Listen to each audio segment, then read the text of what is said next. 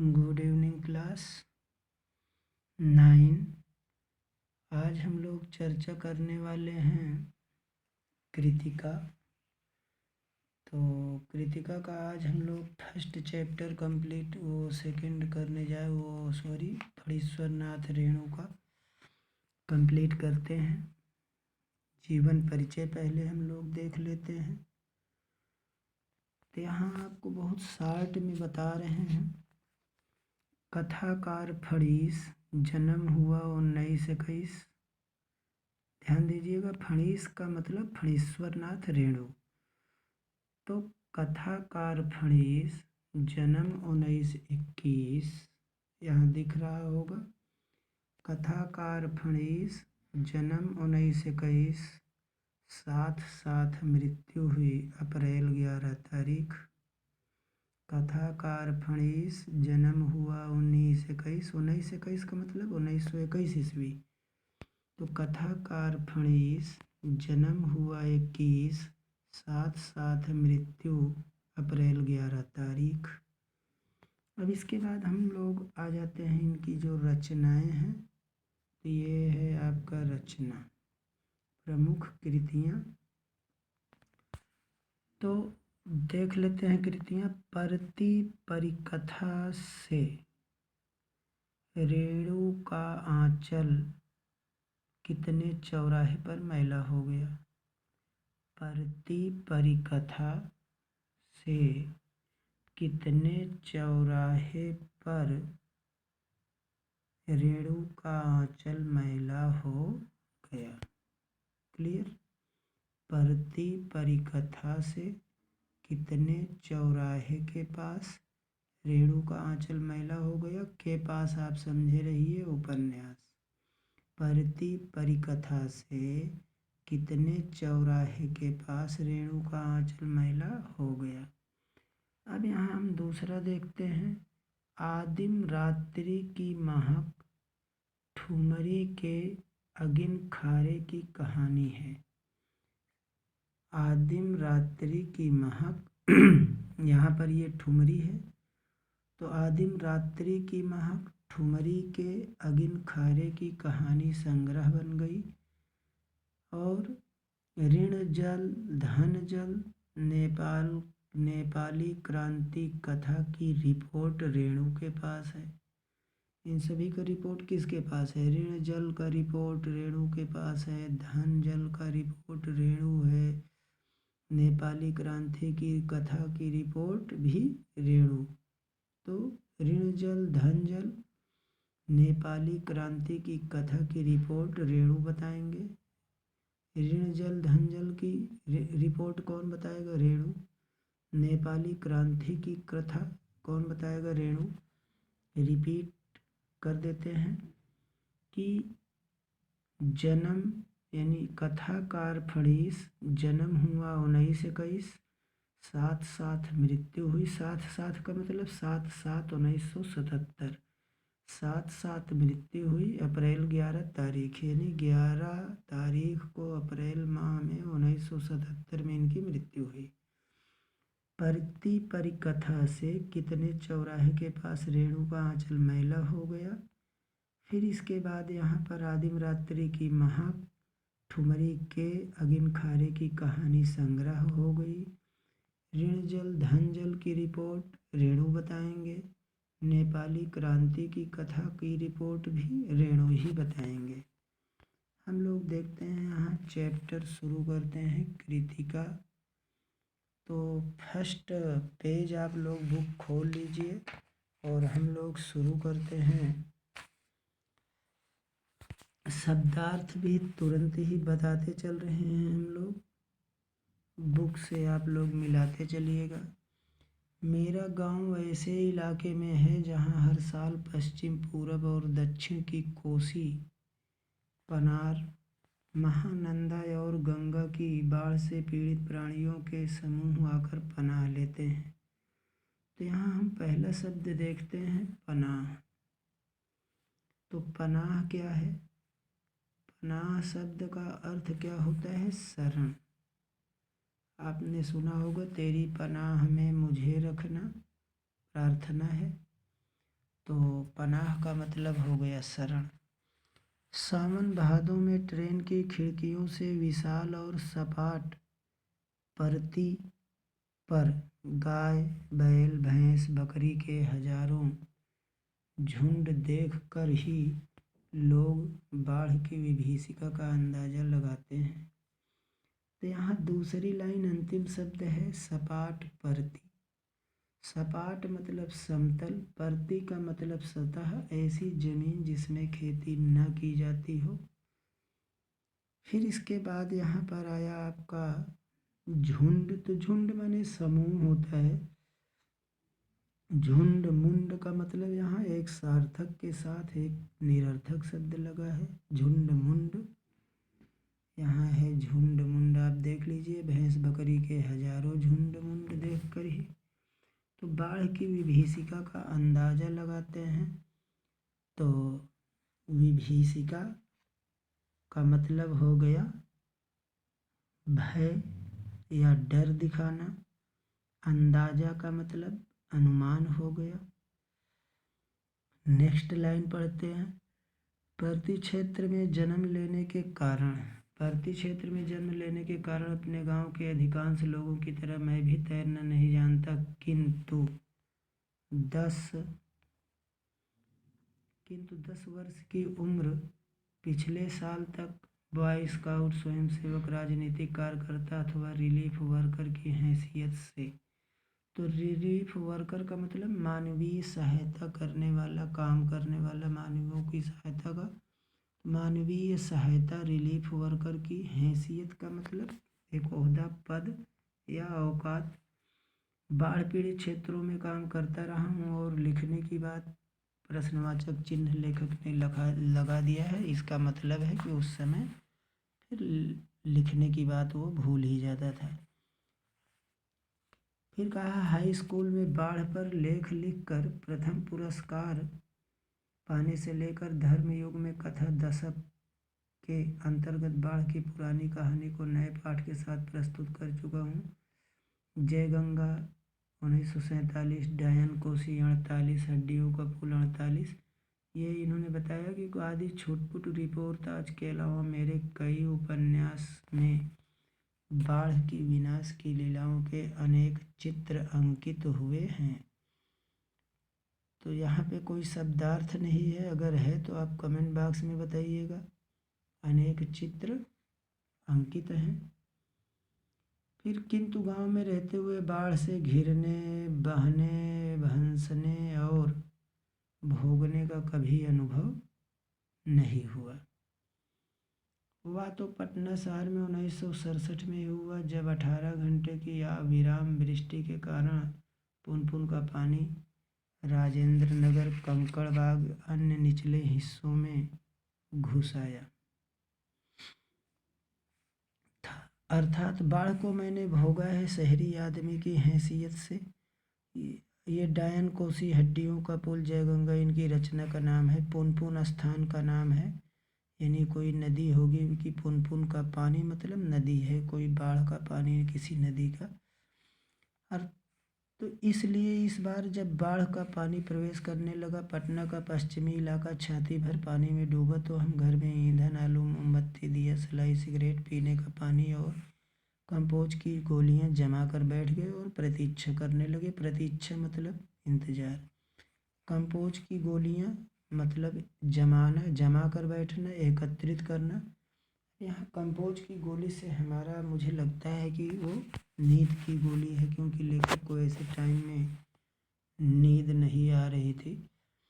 तो सुबह सुबह सुना राजभवन और मुख्यमंत्री निवास प्लावित हो गया है, मतलब डूबा, पूरी तरह से डूब जाना। प्लावित का मतलब दोपहर का समय, यानी दोपहर का समूह जो होता है, दोपहर द्विगु समास है इसमें, दोपहर का समूह। गोलघर जल से घिर गया है, यूँ सूचना बंगला में इस वाक्य से मिली थी, जानो गोलघर डूबे गेछे। और 5 बजे सब जब काफ़ी हाउस जाने के लिए तथा शहर का हाल मालूम करने के लिए निकला, तो रिक्शे वाले ने हंसकर कहा, आप कहाँ जाइएगा, काफ़ी हाउस में तो अबले पानी आ गया होगा। अबले मतलब अब तक। फिर चलो पानी कैसे घुस गया वही देखना है कहकर इस रिक्शा पर बैठ गए। साथ में नई कविता के विशेषज्ञ व्याख्याता आचार्य कवि मित्र थे, जो मेरी अनवरत अनर्गल अनगढ़ गद्य में स्वागतोक्ति से कभी बोर नहीं होते, यानी वह धन्य है। अनवरत का मतलब हुआ निरंतर या लगातार, अनर्गल का मतलब अनियंत्रित, अनगढ़ का मतलब बेडौल या बिना गढ़ा हुआ, स्वागतोक्ति का मतलब हो गया स्वाकथन। तो इस तरह से हमने यहाँ शब्दार्थ देखा। अब आगे पैसेज आप देखें तो मोटर, स्कूटर, साइकिल, ट्रक, टमटम। यहाँ टमटम शब्द का प्रयोग किया गया है। तो टमटम क्या है? तो दो पहियों का एक खुली गाड़ी जिसमें एक घोड़ा जिसे खींचता है उसे हम टमटम कहते हैं। ये बिहार में ही चलती है। दो पहियों वाली गाड़ी अपने यहाँ नहीं चल रही है, जिसे वो आप कह सकते हैं, वो अपनी लैंग्वेज में रेड़ा घोड़ा या इक्के टाइप से, जिसमें घोड़े को बांधा जाता है, दो पहिए लगे होते हैं, रेड़ा जिसको हम कहते हैं। आप लोग अपनी लैंग्वेज में जो बोल सकते हैं, तो उसी को यहाँ बिहार में टमटम नाम से जाना जाता है। तो पानी देखने के लिए जा रहे हैं लोग, पानी देख कर लौट रहे हैं। देखने वालों की आंखों में जुबान पर एक ही जिज्ञासा, पानी कहाँ तक आ गया है। जिज्ञासा वाक्यांश के लिए एक शब्द है यहाँ जिज्ञासा। तो जिज्ञासा का मतलब हो गया जानने की इच्छा। जिज्ञासा का मतलब क्या हो गया? जानने की इच्छा। ये है टमटम आपका और ये है जिज्ञासा। फिर इसके बाद है Shri Krishnapuri Pataliputra colony boring road industrial area. Industrial area का मतलब हुआ औद्योगिक क्षेत्र। अब भट्टाचार्य जी रोड पर पानी आ गया होगा, छाती भर पानी है। सॉरी। वीमेंस कॉलेज के पास डुबाव पानी है, आ रहा है, आ गया, घुस गया, डूब गया, वह गया। इस तरह से मीन्स लोग बोल रहे थे। लेखक ने यहाँ लोगों की वाणी को बताया है। हम जब कॉफ़ी हाउस के पास पहुँचे तो कॉफ़ी हाउस बंद कर दिया गया था और सड़क के किनारे एक मोटी डोरी की शक्ल में गेरुआ झाग फेन उलझा पानी तेजी से सरकता आ रहा था। और फिर उसके बाद मैंने कहा, आचार्य जी आगे जाने की ज़रूरत नहीं, वो देखिए आ रहा है मृत्यु का तरल दूत। तो यहाँ पर आप प्रश्न बना लीजिएगा कि हड्डियों का पुल किसने लिखा और कब लिखा, हड्डियों का पुल की विधा क्या है। तो यहाँ से हमने आपको 3 प्रश्न बनाए। विभीषिका शब्द का अर्थ क्या है? लेखक तैरना नहीं जानता था, तो क्यों नहीं जानता था? तो परती क्षेत्र में जन्म लेने के कारण वो तैरना नहीं जानता था। परती क्षेत्र का अर्थ क्या होता है? तो परती क्षेत्र का अर्थ समतल भूमि होता है। फिर इसके बाद यहाँ गोलियाँ जमा कर, किसकी गोलियाँ जमा कर बैठ गए? तो कंपोज की। और उसके बाद यहाँ पे फिर आपका प्रश्न आएगा, मृत्यु का तरल दूत किसे कहा गया है और क्यों? तो आप ऐसे प्रश्नों के उत्तर लिख लीजिएगा। नहीं आएगा तो हमसे आप बॉक्स में पूछिएगा, हम बता देंगे या अगले वीडियो में बता दिया जाएगा। आतंक माने डर होता है। आतंक के माने मेरे दोनों हाथ बरबस का मतलब हुआ जबरदस्ती। दोनों हाथ जुड़ गए और सभय मतलब डर के साथ। प्रणाम निवेदन में सॉरी, मेरे मुख से कुछ अस्फुट शब्द निकले। हाँ, मैं बहुत कायर और डरपोक हूँ। अस्फुट का मतलब अस्पष्ट, यानी जो अच्छे से न निकला हो। कि युधिष्ठिर की तरह अश्वत्थामा मारा गया किंतु हाथी, ऐसे। फिर उसके बाद यहाँ रिक्शा वाला बहादुर है, कहता है चलिए न थोड़ा और आगे। भीड़ का एक आदमी बोला है, रिक्शा करंट बहुत तेज है, आगे मत जाओ। फिर मैंने अनुनय मैंने रिक्शा वाले से अनुनय भरे स्वर में कहा। अनुनय का मतलब विनती से। लौट ले भैया, आगे बढ़ने की ज़रूरत नहीं। रिक्शा मोड़कर हम अप्सरा सिनेमा हॉल, सिनेमा शो बंद था, के बगल से गांधी मैदान की ओर चले। पैलेस होटल और इंडियन एयरलाइंस दफ्तर के सामने पानी भर रहा था। पानी की तेज धारा पर लाल हरे नियन विज्ञापनों वाली परछाइयाँ सैकड़ों रंगीन सांपों की सृष्टि कर रही थी। नियन का मतलब यहाँ आँख से है। नियन माने आँख। अब इसके बाद आपका ये है नेक्स्ट पेज। तो नेक्स्ट पेज में हम लोग आते हैं ये के राम, यानी दशहरा के दिन रामलीला के राम। तो रामलीला के राम के रथ की प्रतीक्षा में जितने लोग रहते हैं उससे कम नहीं थे। प्रतीक्षा, इंतजार। गांधी के मैदान में आनंद उत्सव, सभा सम्मेलन और खेल कूद की स्मृतियों पर एक गैरिक आचरण आच्छादित हो रहा था। गैरिक का मतलब गेरुआ रंग और आच्छादित का मतलब हुआ ढका होना। हरियाली पर सनई सनई पानी फिरते देखने का अनुभव सर्वथा नया था। तो यहाँ सनई सनई शब्द का अर्थ है धीरे धीरे। सर्वथा माने सब प्रकार से। अनुभव मीन्स जो महसूस किया गया हो।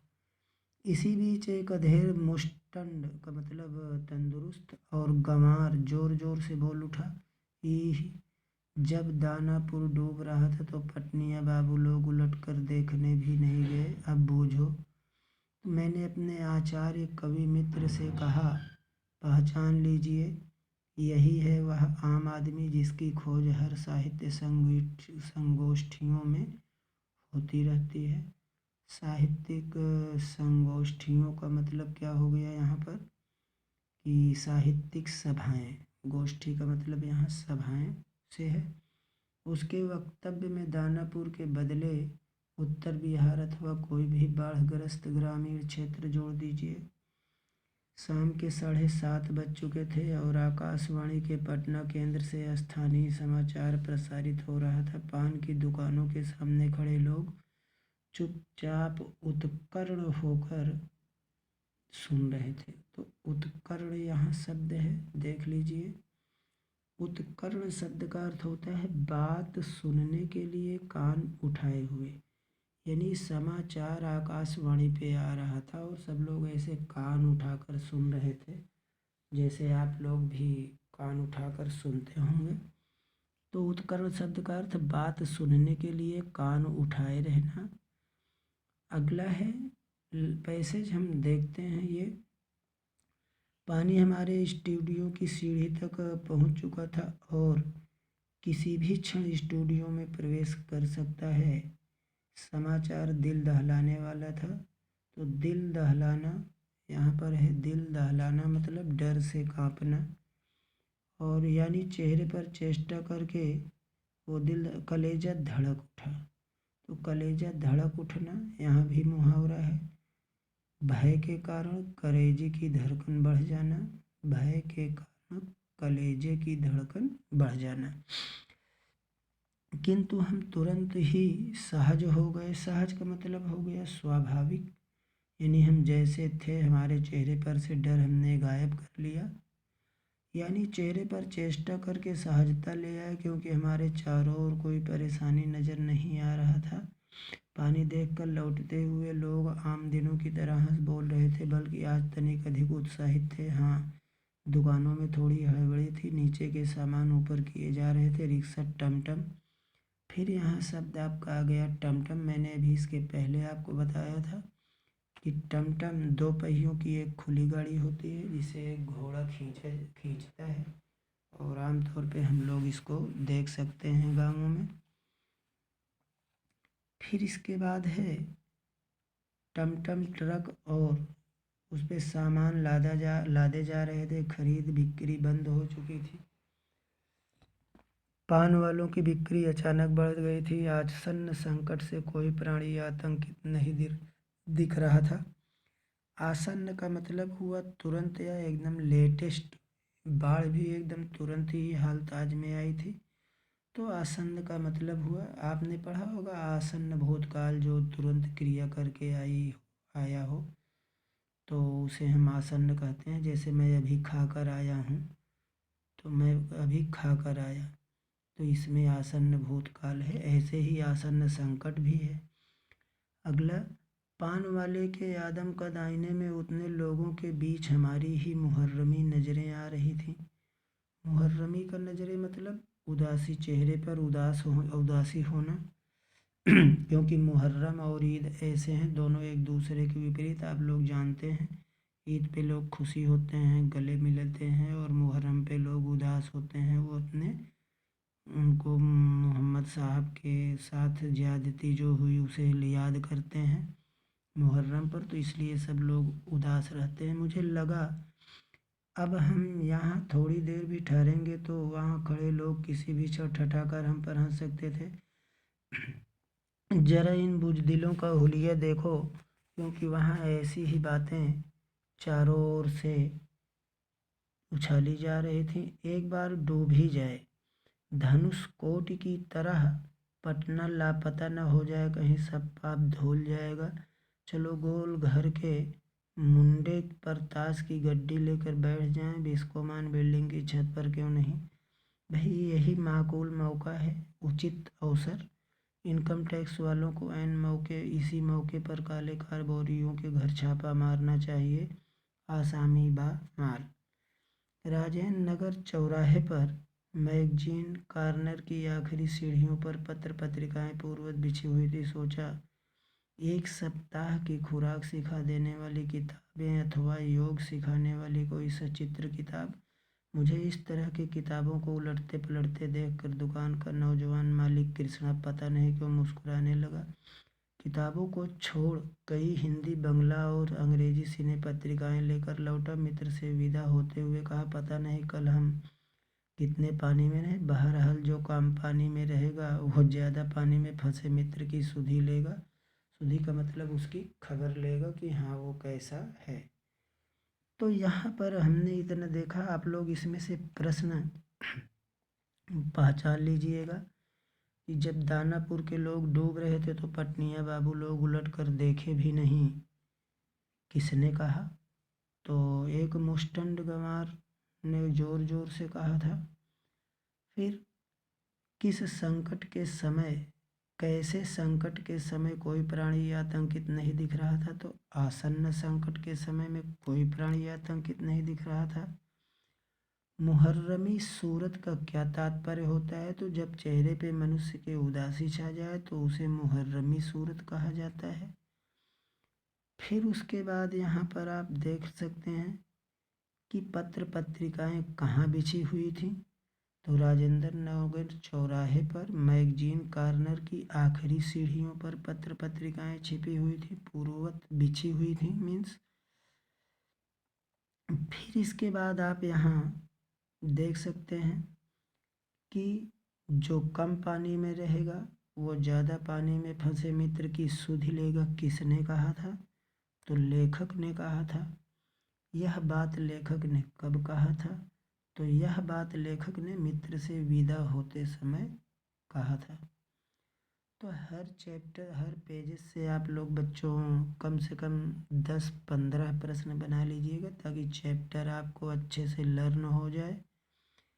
फिर इसके बाद फ्लैट में पहुंचा ही था कि जनसंपर्क की गाड़ी भी लाउड स्पीकर से घोषणा करते हुए राजेंद्र नगर पहुंच चुकी थी। हमारे गोलंबर के पास कोई भी आवाज़ चारों बड़े ब्लॉकों की इमारतों से टकराकर मंडराती हुई 4 बार प्रतिध्वनित होती हुई सिनेमा की अथवा लॉटरी की प्रचार गाड़ी यहाँ पहुँचते ही भाइयों पुकार कर एक क्षण के लिए चुप हो जाती है। पुकार मंडराती हुई प्रतिध्वनि होती है, भाइयों भाइयों। एक अलमस्त माने मतवाला या मौजी जवान रिक्शा चालक है, जो अक्सर रात के सन्नाटे में सवारी पहुंचकर लौटते समय इस गोलंबर के पास आलाप उठता है। सुन सुन मेरे बंधु रे ना, सुन मेरे मितवा वायु। तो गोलंबर के पास जनसंपर्क गाड़ी से ऐलान किया जाने लगा, भाइयों ऐसी संभावना है कि बाढ़ का पानी रात्रि के करीब 12 बजे तक लोहानीपुर, कंकड़बाग और राजेंद्र नगर में घुस जाएगा।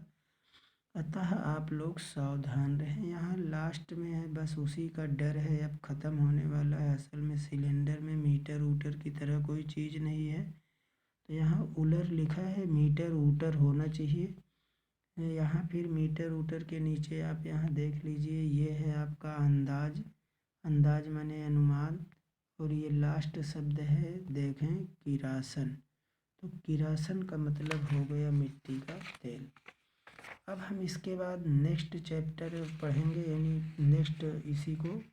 और ये आप लोगों को फर्स्ट चैप्टर था, आप जबकि आपके ये सेकेंड में टर्म में जो है फर्स्ट टर्म में का है, फिर भी हमने सोचा इसको पढ़ा दिया जाता है, रिपीटेड कर दे। और हम लोग अगर ज़रूरत है तो आप लोग कमेंट बॉक्स में लिखिएगा, हम इसको कंप्लीट कर देंगे। नहीं, मैं प्रश्न बोल दे रहा हूँ, आपको हम कल से पढ़ाएंगे जब भी वीडियो बनाएंगे। मृदुला गर्ग, मेरे संग की औरतें। तो कुछ प्रश्न आप इसमें से लिख लीजिए। तो पहला प्रश्न है, बाढ़ की खबर सुनकर लोग किस तरह की तैयारी करने लगे? आप प्रश्न लिखिए, बाढ़ की खबर सुनकर लोग किस तरह की तैयारी करने लगे?